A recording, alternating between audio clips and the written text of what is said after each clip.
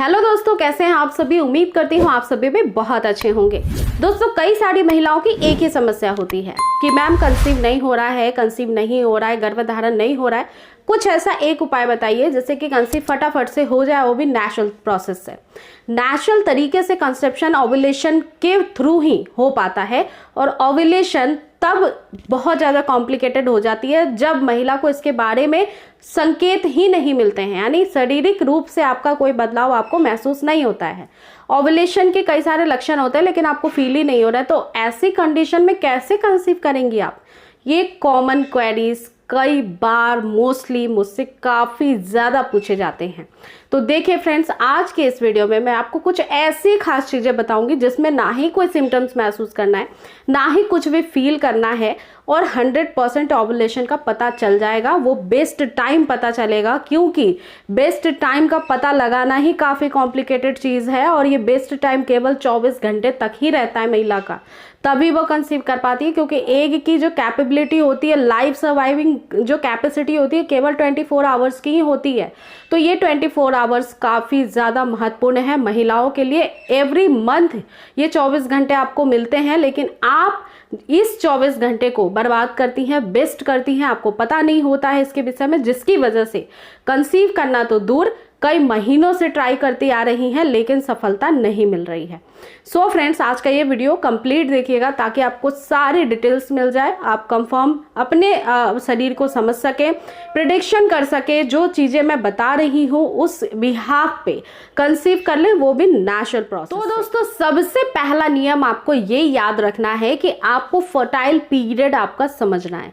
Fertile period वो exactly time होता है जब आपका जो 24 आवर्स का टाइम होता है उसके जस्ट पहले आता है और जस्ट बाद में आता है।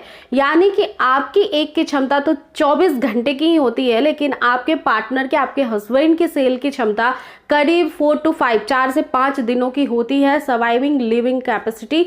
तो वो लाइव ही रहता है आपकी बॉडी के अंदर 4-5 दिनों तक। ये जो फर्टाइल विंडो होता है, इस समय भी महिला के शरीर में कुछ सिम्टम्स अपीयर होते हैं। एग्जैक्टली ओव्यूलेशन के दौरान जब एग निकलता है उस समय भी कुछ सिम्टम्स आपके बॉडी में रिएक्ट करते हैं, आपको फील होते हैं।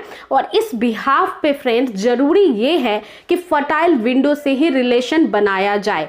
आपको ओव्यूलेशन तक का वेट नहीं करना है, ओव्यूलेशन के 2-3 दिन पहले से ही ट्राई करना स्टार्ट कर देना है, क्योंकि उसी समय से बच्चेदानी का मुंह थोड़ा थोड़ा करके खुलना स्टार्ट हो जाता है। आपको भी पता होगा कि डिलीवरी के वक्त भी सर्विक्स यानी बच्चेदानी का मुंह खुलता है, तब भी बच्चा बाहर आता है और वो बच्चेदानी का मुंह धीरे धीरे खुलता है, अचानक से नहीं ओपन हो जाता है, धीरे धीरे उसको भी टाइम लगता है, कुछ घंटे लग जाते हैं, कुछ दिन भी लग जाते हैं। तो ऐसे ही जब आपको कंसीव करने की बारी आती है, आपका ओव्यूलेशन पीरियड आता है, उससे पहले फर्टाइल पीरियड स्टार्ट होता है और उसी दौरान से कांटेक्ट में रहना चाहिए। इसका सबसे अच्छा पता, अगर आपको कोई सिम्टम्स मान लीजिए फील नहीं हो रहा, ना ही डिस्चार्ज फील होता है, आपको कोई भी ऐसा ट्रांसपेरेंट डिस्चार्ज नहीं दिखाई देता है, ना ही आपको क्रैम्प फील होते हैं, पेट में दर्द होता है, ना चुभन होता है, ना ऐंठन, कुछ भी पता नहीं लगता है आपको, तो आप एक काम करिए और आज से ही करिए, ट्रस्ट मी, आपको बहुत बेस्ट रिजल्ट मिलेगा। आप एवरी डे मॉर्निंग में उठिए और उठने के बाद जैसे ही बेड को छोड़ते हैं वैसे ही सबसे पहला काम करिए कि बॉडी की टेम्परेचर को लिख लीजिए, नोट करिए। थर्मामीटर जब फीवर में चेक किया जाता है ना, उसी थर्मामीटर से आपको आपके बॉडी की बेसल बॉडी टेम्परेचर नोट करनी है। अब ये एवरी डे आपको क्यों करना है, मान लीजिए कि आप पीरियड्स डे 1 जिस दिन पीरियड स्टार्ट हुआ उसी दिन से आप अपना बॉडी का टेम्परेचर सुबह नोट कर रही हैं।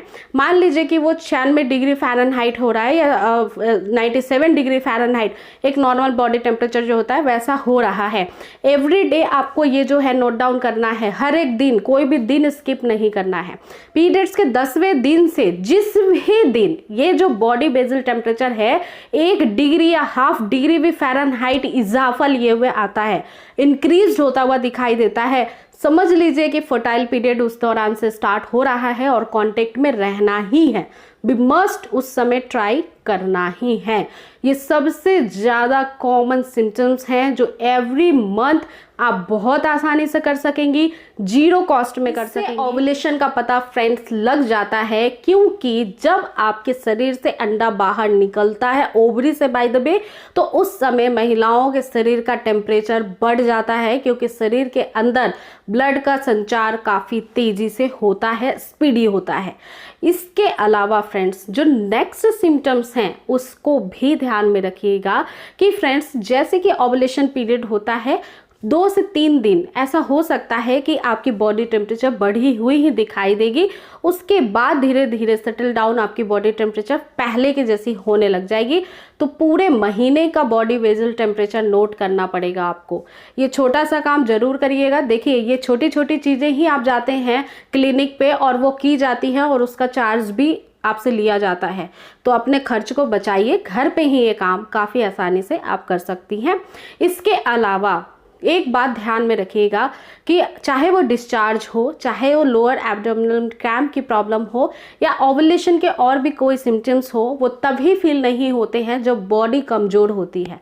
आपके शरीर में प्रीनेंटल विटामिन्स की काफ़ी ज़्यादा ज़रूरत है। बहुत बार ऐसा होता है कि जो चीज़ें हम खा पी रहे हैं उससे हमको ज़रूरी पोषक तत्व नहीं मिलते हैं, तो वो जरूरी पोषक तत्व को पूर्ति के लिए हमको प्रीनेंटल विटामिन्स लेना बहुत जरूरी है। मान लीजिए कि आपको पीरियड्स का फ्लो कम आता है, कम दिनों के लिए आता है, तो आप में आयरन की कमी है।